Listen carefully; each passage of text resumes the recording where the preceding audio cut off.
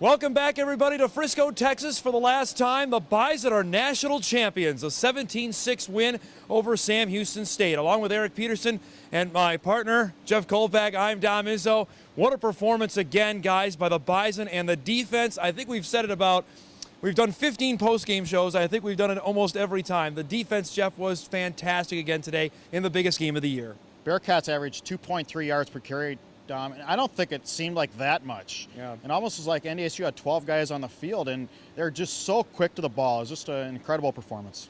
There was a few key plays in this game. Bison offense struggled, Eric, mightily throughout the entire game. There were two plays that stood out to me. The Matt Voigtlander fake punt, which we'll get to in a second, but Travis Beck, a North Dakotan, with a huge play, an interception, nearly returned it for a touchdown that changed the momentum of the game.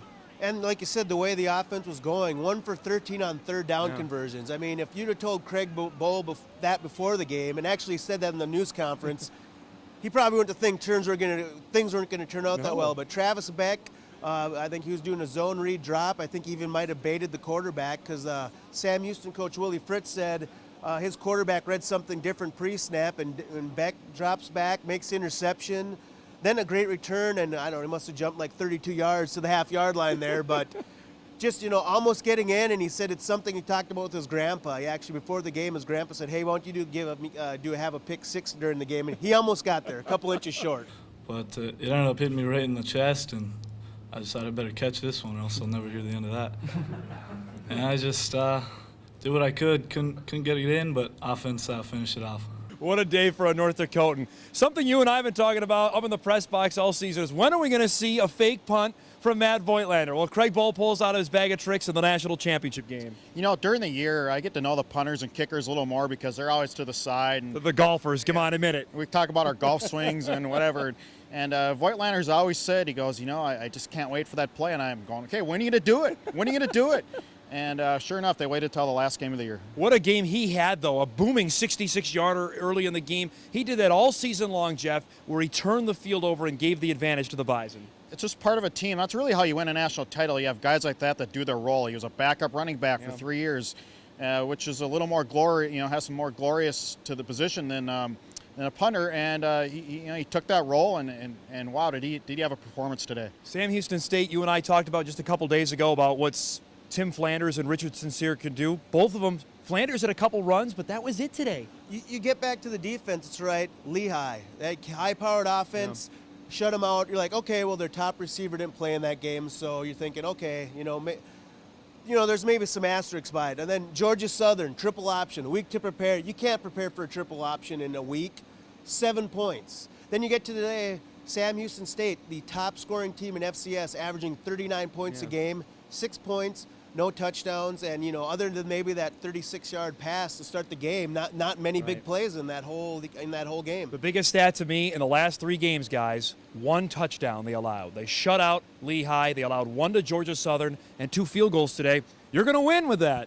Scotty Hazelton and that staff, what a job to scheme up. You give them 3 weeks, and I was curious to how they would do this. And actually, the Sam Houston people after the game said they gave them some looks they never saw on film. So I know it's a technical thing, but in 3 weeks, NDSU did some stuff that Sam Houston wasn't prepared for.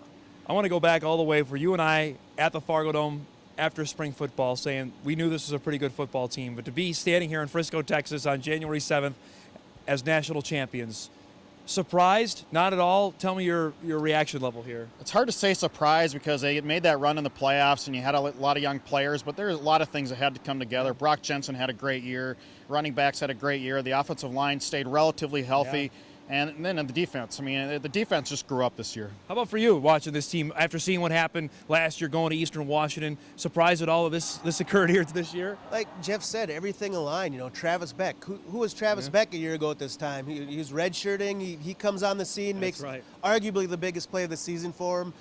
Questions, was Brock Jensen going to be accurate enough? He proved that early in this season while he had an off day today. There were games that he helped win with his throwing. And then the defense, it comes back to the defense. And it seemed like one part of this team faltered or had a chink in its armor for a game. Another part, like special teams, defense, offense, would pick up the slack for that game. So just the collectiveness of this team, I think in the end, is what made it a national champion. They lose 9 starters. Could we be back here a year from now? Oh, sure. I'm sure. There's a lot of talent coming back. But again, things have to line up right. You got to have some good character off the field too. I think that the players proved that this year. You've covered Bison football for a long time. Where does this championship rank with the 8 others? Does it compare at all? It doesn't compare. I think you got to leave those on their own merit in the Division II world. It's just a bigger stage, more people from out of town. I mean, my goodness, what is it, 10, 12,000 people were here today? That post-game celebration, I just couldn't believe it. Yeah. The sea of green and gold. It's going to be a big-time party in Fargo for a long time. The celebration going on a Saturday night into Sunday, and it's going to go for a bit. But not for the players. They get a week off, Jeff, before they have to start winter workouts. That's the downside of this, is that a lot of teams have already been into their winter workout session. North Dakota State, they've been busy playing football games and practicing. And don't forget about recruiting. I'm sure the coaches will be on the road on Sunday getting out and recruit. They have a big visit coming up, and they have some making up to do in that aspect of the game. I just want to say before we go, thanks to all of our viewers out there. It's been a tremendous year for everyone that's come up, to the 3 of us down here in Frisco, to E and Jeff both. You guys have made this a tremendous year for me covering the team. It's been a lot of fun. To you yourself as well for putting up with me for the last 4 months and covering this football team. I have to take the honorary hat. May I take this? You may. We're heading out of town on the Pony Express. Back to Fargo. The Bison are national champions as they beat Sam Houston State 17-6. For Eric Peterson and Jeff Kolpak, I'm Tom Izzo. We're back. We're going to take a little bit of a break. We're back, though, for winter workouts and the start of recruiting. Thanks, everybody, for watching.